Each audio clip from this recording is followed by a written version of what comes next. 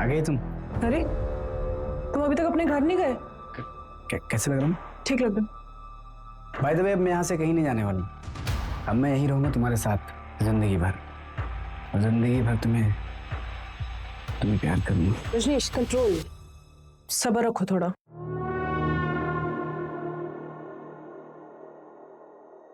I love you. क्या है ये सब? जब मैंने तुमको पहली बार देखा था ना, उसी वक्त मैंने डिसाइड किया था,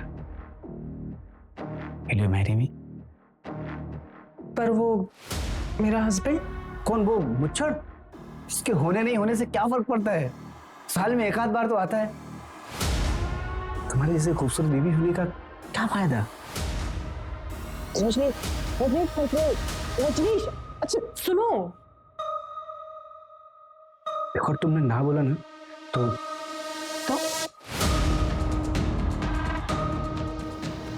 मैं सब कुछ तुम्हारे हस्बैंड को बता दूंगा। क्या बोला? क्या करोगे तुम? मैंने कहा कि अगर तुमने ना बोला तो सब कुछ तुम्हारे हस्बैंड को मैं बता दूंगा।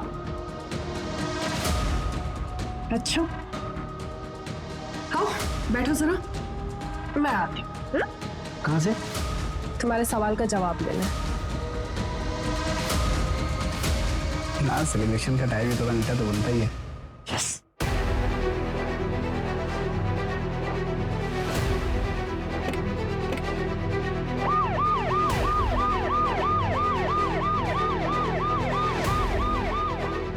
ओके, अंजलि उसी एरिया में रहती है जिस एरिया में हमें बॉडी पार्ट्स मिले।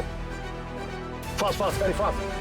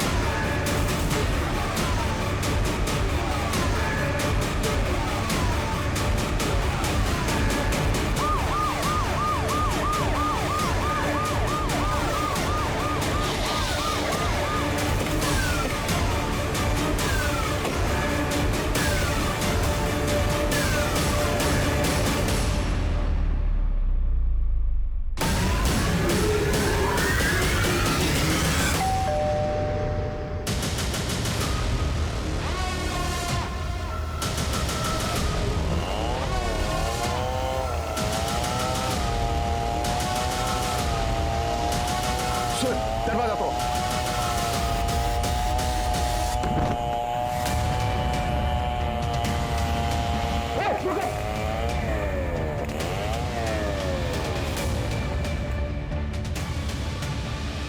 पूजा, पकड़ो इसको, देखे रहो। सूरज जिंदा है, जल्दी हॉस्पिटल पहुंचाओ। क्विक। तो किस नाम से बुलाया तुम्हें? रश्मि पाटिल, जिया अरोड़ा या फिर अंजलि शर्मा? देखे चला ऐसे।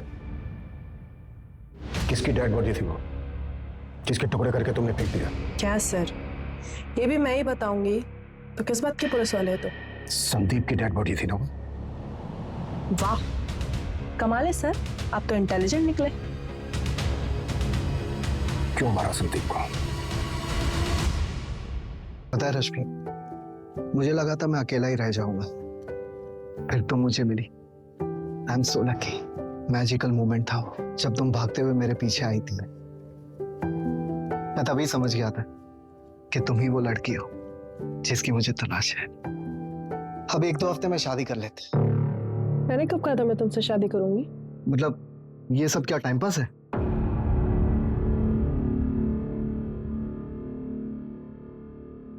अगर ये टाइम पास है तो मुझे ये रिलेशनशिप कंटिन्यू नहीं करना, ओके? मतलब या तो शादी करूं या अफेयर खत्म। नो वे और योर वे। हाँ। ओके, मुझे एक दिन का टाइम दो, कल मिलके बताऊंगी। लेकिन अगर अच्छे से प्रपोज करोगे तो।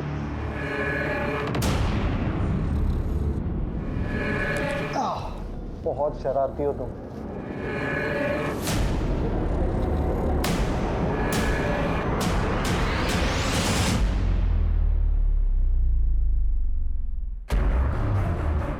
Love you Rashmi.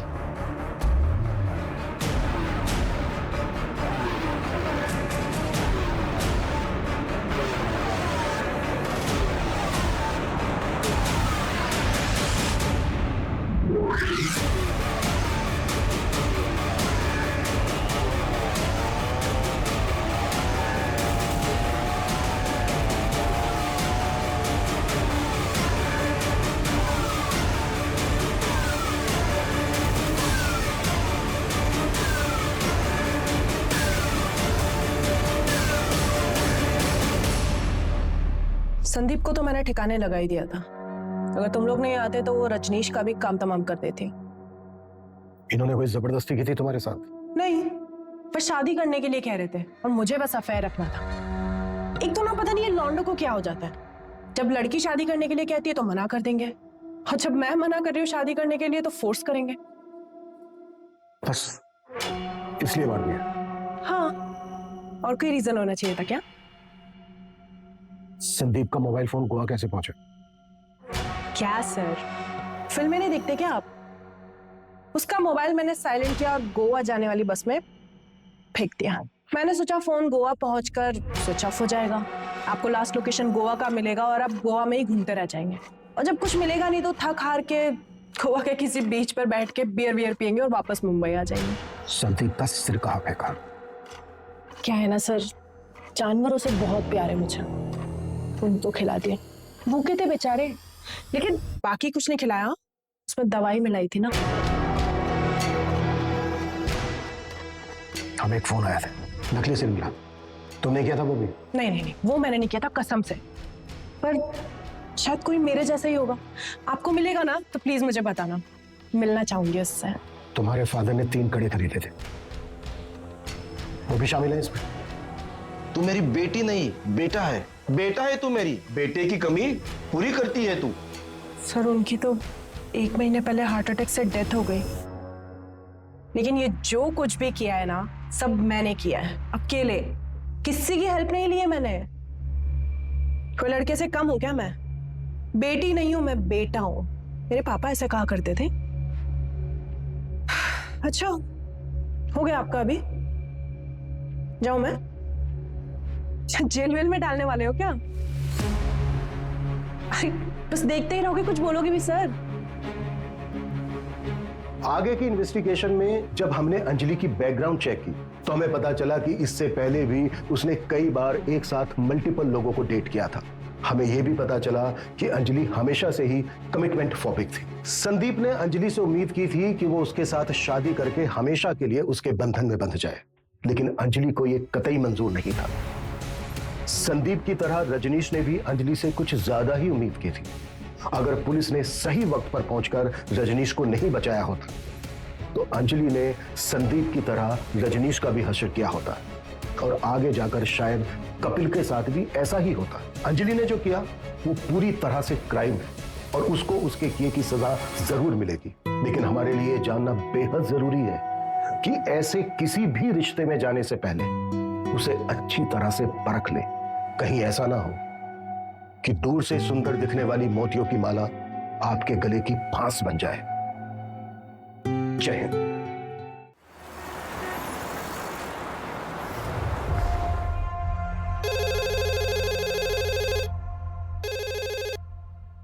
Hello, SD Nagar police station. Sir market में नीले कलर की पॉलीथीन बैग मिली है, हाथ पैर जैसा कुछ है उसमें, बहुत गंदी बदबू आ रही है सर उसमें से। क्या?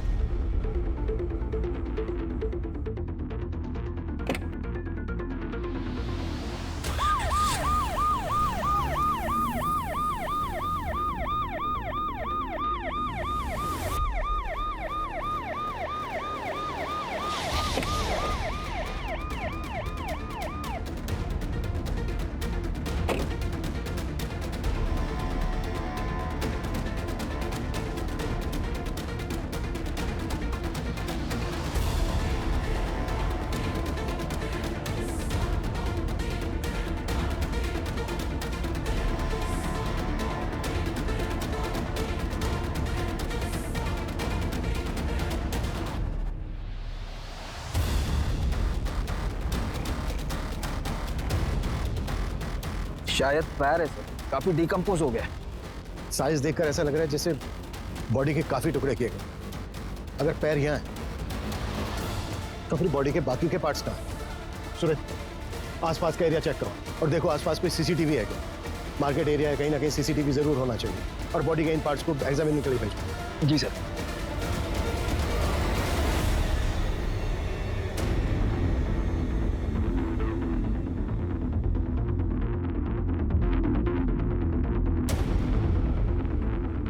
हाँ ठीक है, लेकिन जल्दी। सर मैंने आसपास के लोगों से पूछताछ की, उनको इस बारे में कुछ पता नहीं। बाकी हम सीसीटीवी फुटेज खंगाल रहे हैं। ऐसा कैसे हो सकता है? इतना बिजी एरिया है, किसी ने भी किसी को बॉडी पार्ट फेंकते नहीं देखा। और इतनी ज्यादा स्मेल आ रही है, किसी की कुछ समझ में नहीं आया। सर ये स्मेल पिछले 3 दिन से आ रही है। म्यूनिसिपैलिटी का स्ट्राइक था 3 दिन से। उसके मुकादमे में जब ये देखा तो हमें फोन किया आज।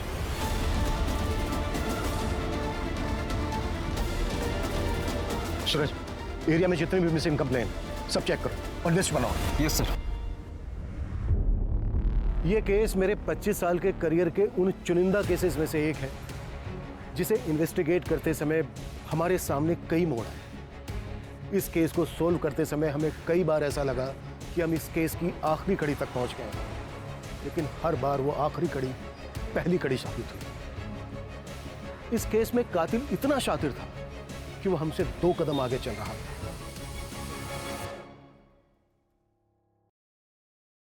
बाकी जिंदगी का क्या भरोसा मैडम। मेरा एक दोस्त था, 6.5 फीट लंबा, हट्टा गट्टा पहलवान। अभी 15 दिन पहले पार्क में चलते चलते गिर गया, मर गया। अब आपको और क्या बताऊं मैडम।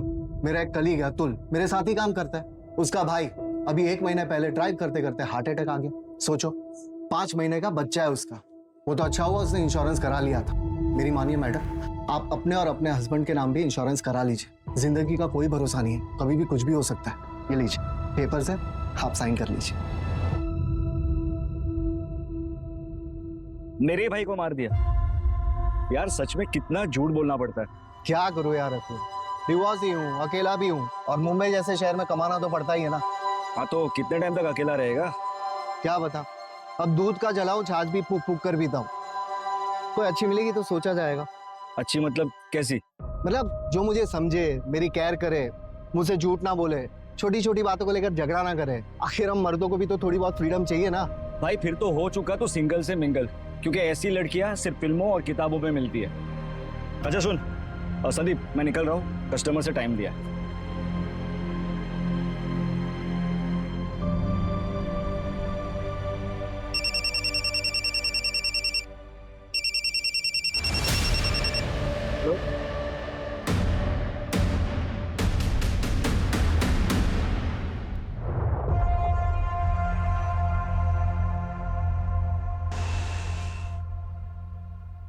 Excuse me.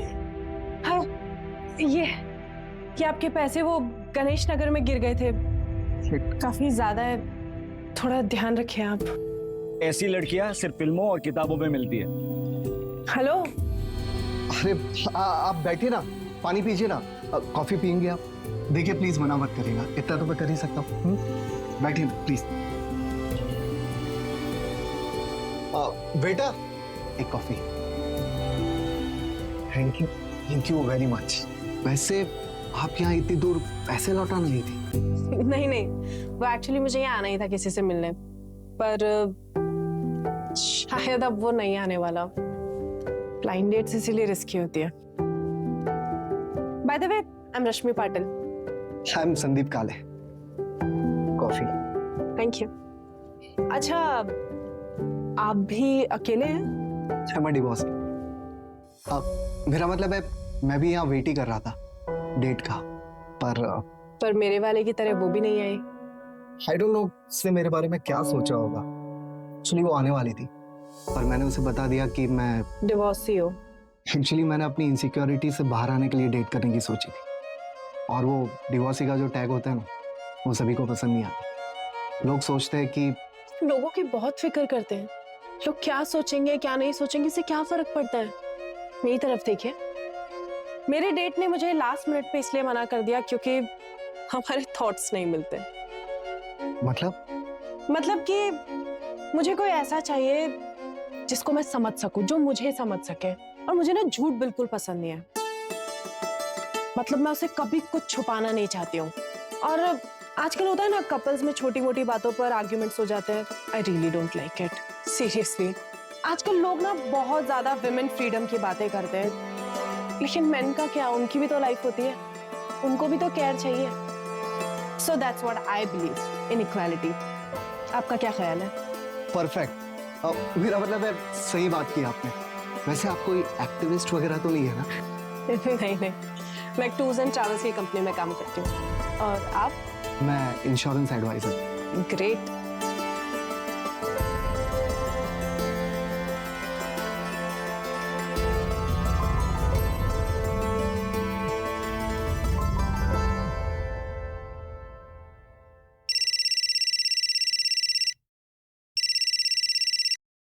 हाँ सूरज।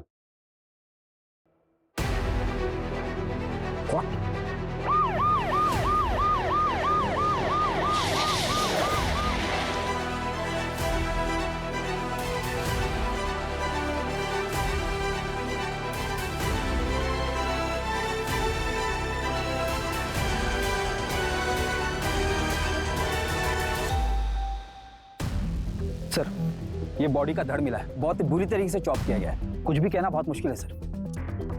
ये किलर साबित क्या करना चाहता है? शहर के बीचों बीच बॉडी पार्ट्स को डिस्पोज कर रहा है।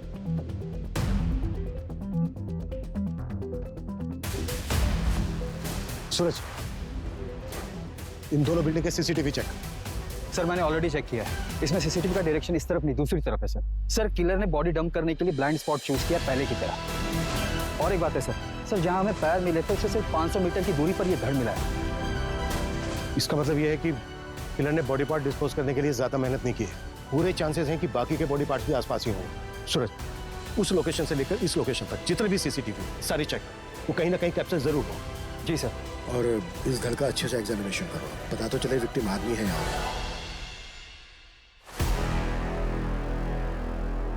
आइए सर, प्लीज बैठिए। एक अच्छा सा टूर प्लान बनाइए। कहाँ के लिए सर? जयपुर के लिए। श्योर सर, हमारे पास बेस्ट पैकेजेस अवेलेबल है, वो भी रीजनेबल रेट्स में। मैडम, इंसान को पहचानना सीखिए।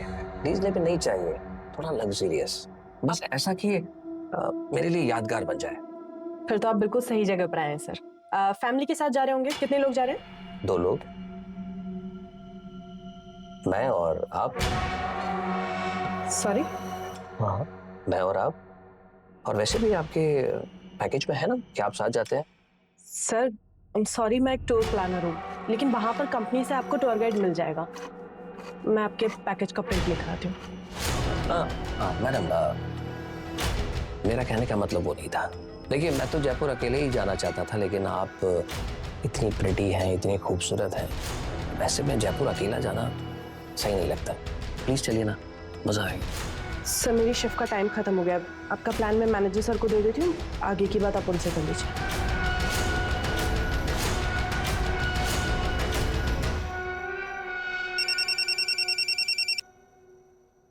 हेलो। रश्मि जी, अगर इरादा बदल दिया हो तो चले। 7 स्टार होटल में स्टे, 7 स्टार होटल में पार्टी, सब मेरी तरफ से फ्री। एक्सक्यूज मी, कौन बात? जल्दी भूल गई? जयपुर टूर वाला, आप प्रिटी और मैं अकेला।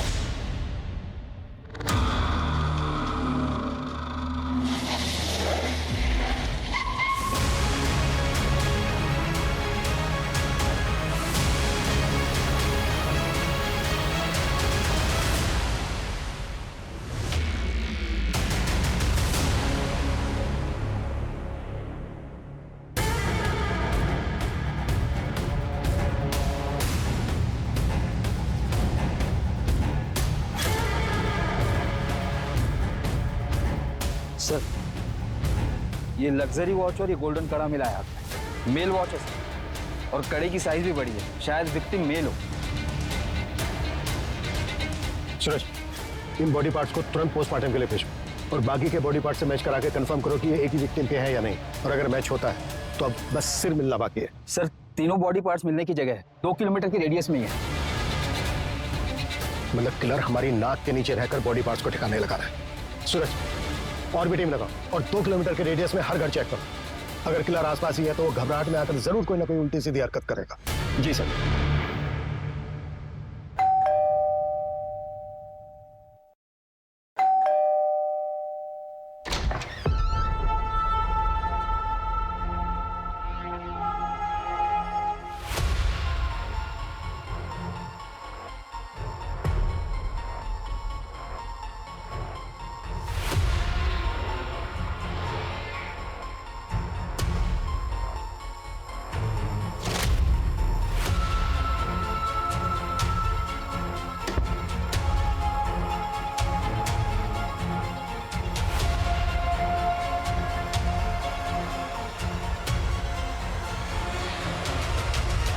क्या अपराधी मुंबई पुलिस को खुलेआम चुनौती दे रहा है?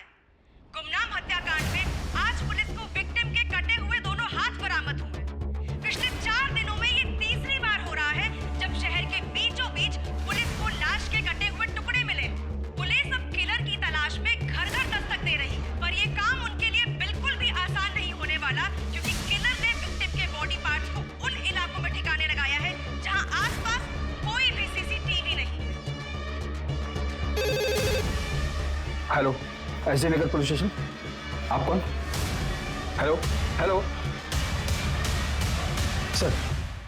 सर, अभी एक कॉल आया था। कॉलर ने बताया कि एसबी रोड की तालाब के पास उसने एक पॉलीथीन देखी है। उसे लगता है कि उसमें बॉडी का सिर है। वो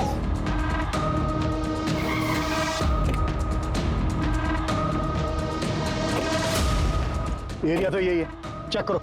जी सर।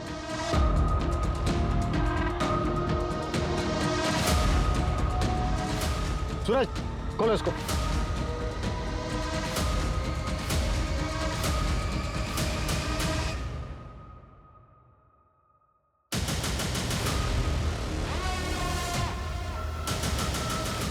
ये किलर खेल खेल रहा है हमारे साथ।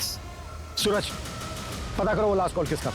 वो कॉलर 2 घंटे के अंदर मुझे मेरे सामने चाहिए। जी सर।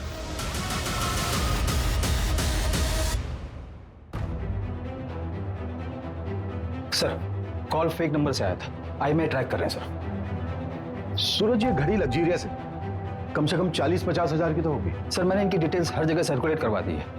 जल्दी पता चल जाना चाहिए कि घड़ी कहाँ से बिकी है। और सर, ये कड़ा भी काफी यूनिक है। ऐसी चीज हर जगह नहीं मिलती। स्पेशल ऑर्डर देने पर ही ऐसा वर्क होता है। पता करो ये कड़ा कहाँ बना है, इसका कारीगर कौन है और किसने ऑर्डर दिया था। जी सर।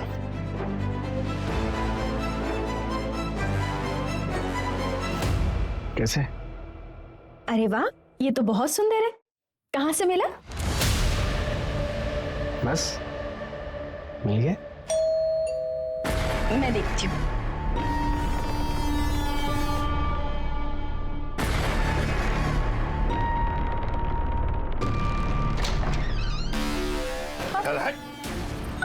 अरे क्या हुआ? ये क्या कर रहे हैं आप? ये क्या कर रहे हैं आप? छोड़िए! कहाँ लेकर जा रहे हैं? छोड़िए! कहाँ लेकर जा रहे हैं? छोड़िए इन्हें! छोड़िए! छोड़िए! छोड़िए! कहाँ लेकर जा रहे हैं? छोड़िए! सर, मेरी मामा विश्वास पवार ने मेरे पति को 5 दिन पहले किडनैप कर लिया है। आपके हस्बैंड का नाम क्या है? रजनीश सालवी। किडनैपिंग 5 दिन पहले हुई और आप आ जा रही हैं। सर, मैं बहुत डर गई थी। मैं 5 दिन से घर के अंदर ही थी। सर, मुझे लगा कि उनका कॉल आएगा। एज क्या है आपके हस्बैंड की? 32 साल। सर, हमारे मामा जी का और हमारा प्रॉपर्टी को लेकर डिस्प्यूट चल रहा है। जो प्लॉट हम लोग नहीं बेचना चाहते वो मामा जी खरीदना चाहते हैं, इसलिए मेरे मामा जी ने मेरे पति का किडनैप कर लिया। सर, प्लीज उन्हें बचा लीजिए। आपके मामा रहते कहाँ हैं? डोंबिवली में।